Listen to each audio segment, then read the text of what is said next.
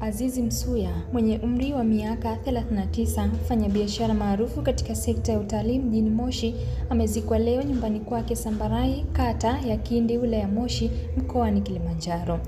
Mfanyabiashara huyo katika sekta ya utalii aliyeaga dunia baada ya kujinyonga kwa kutumia kamba ya katani nyumbani kwake katika kata ya Kindi, tarafa ya Kibosho, wilayani Moshi, mkoani humo, ambapo tukio hilo la kusikitisha linadaiwa kutokea majira ya saa 2 kamili asubuhi Oktoba 2 mwaka huu. Kwa mjibu wa taarifa zilizotolewa na Jeshi la Polisi mkoani Kilimanjaro kuwa mfanyabiashara